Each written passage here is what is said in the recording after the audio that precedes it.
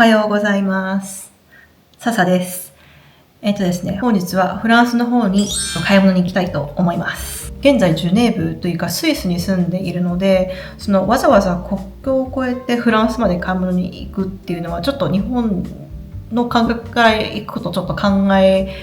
られないことだとは思うんですけれども、フランスとスイスはどっちも宣言加盟国、いわゆる宣言圏内に入っているので、国境検査のほぼなしで国境を越えることができるので、意外と簡単に出入りすることができるんですね。一応国が違うので、もちろん国境警備員とかは国境沿いにはいるんですけれども、国境で止められて一人一人パスポート審査、入国審査っていうのがあるわけではなくて、本当に車とかでは本当に国境通過普通に通過できますし、あとは、公共交通機関もスイスとフランスはつながっているので、バスとか電車とかでも行き来することができます。スイスは5カ国に囲まれているので、ヨーロッパの中でも国境ポイントが特に多い国ではあるんですけれども、特にジュネーブだと街自体がもう3方向ぐるりとフランスに囲まれているので、本当に住んでる場所によっては自分の家はスイス側にあるけれども、隣に住んでるご近所さんはフランスに住んでるっていうこともあるくらい、もう本当にフランスに密接した街なんですよね。私が住んでるところは一番最短のフランスの街まではドアツードアで車で10分で行きます。今日私たちが行く街はもうちょっと離れていて、それでも車で20分くらいで行けます。なので本当に近いんですよね。で、なんでわざわざスイスからフランスまで買い物に行くかっていうと、本当に簡単に言ってしまうと、フランスの方が断然物価が安いんですね。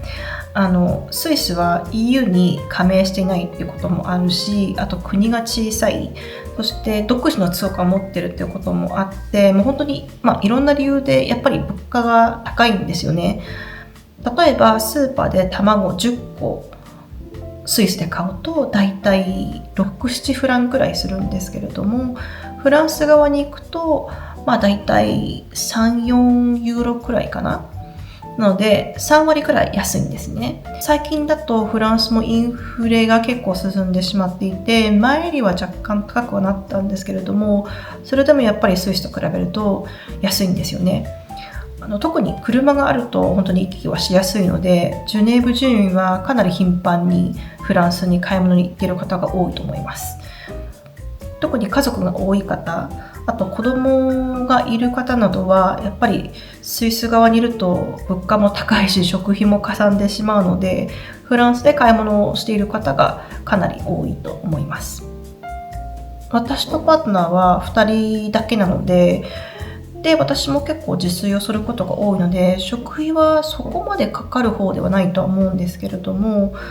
パートナーがフランス人っていうこともあって、食べ物に対するこだわりがすごく強いので、月2、3回の頻度でフランス側でお買い物をしています。彼は田舎育ちなので、もう生まれた時からお肉はマルシェで買うかお肉屋さんで買うかっていうのが常識で、多分私と付き合うまではスーパーでお肉を買ったことも食べたこともなかったと思うんですよね。スイスのお肉って品質も高いですし、審査基準も結構厳しいので、個人的にはスイスのお肉って結構美味しいと思うんですけれども、彼にとっては愛国心なのか安心感なのか、もう絶対にフランスのお肉、しかもお肉屋さんのお肉しか食べないんですね。で、彼は乳製品もフランスの方が好きなのでフランスで買っています。私が唯一こだわるのはバターで、個人的になんですけども、バターはフランス産の方が好きなのでフランスでバターを、買っています。逆にチーズとか野菜とか果物とかは私もパートナーもスイス側の方が好きなので、スイス側で買っています。なのでもちろん値段が安いっていうことがフランスで買い物をする一番の理由なんですけれども、それぞれの好みとかこだわりとかによってスイスとフランスで買い分けているっていう感じです。でもいくら宣言圏内に入っていて、自由に国境の行き来ができるとはいえ、自由に物を持ち込めるというわけではなくて、ちゃんと持ち込めるもの、持ち込めないものの制限、あとは、量と金額にも制限があります。もちろんその国々で禁止されているものを持ち込むことは違法です。あとは持ち込めたとしても量と金額が制限されているものもあって、例えばお肉は1人1日1キロ、ワインとかビールは1人1日5リットルまでスイスに持ち込むことができます。なので結構いろいろと細かい制限があるんですね。なので私たちは2人で行くので1人1キロずつ計2キロまで、スイスに持ち帰ることができます。一応国境には国境警備員もいて、抜き打ちで検査を受けることもあるので、ここで検査に引っかかってしまってその制限オーバーの持ち込みをしてしまうと罰金がすごく高いので、それ以下に抑えるように気をつけています。それに加えて2025年からは持ち帰る金額も変わってしまって、以前は、1人1日300ユーロまで買い物をすることができたんですけれども、今年からは150ユーロになってしまったので、それ以上の買い物をしてしまうと、税金を払わないといけないので、それも抜き打ちとかで捕まってしまうとこういう高い罰金を払わないといけないので、それ以下に買い物を抑えるようにしています。というわけで、そういう点に気をつけながらこれからフランスの方に行きたいと思います。それではon y va, c'est parti。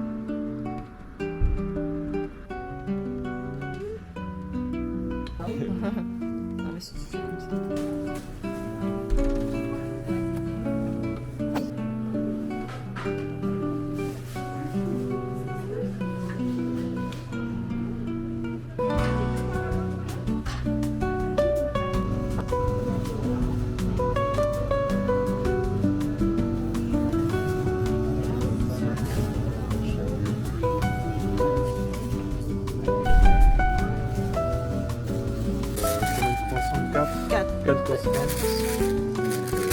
2 baguettes. Un thé, voilà.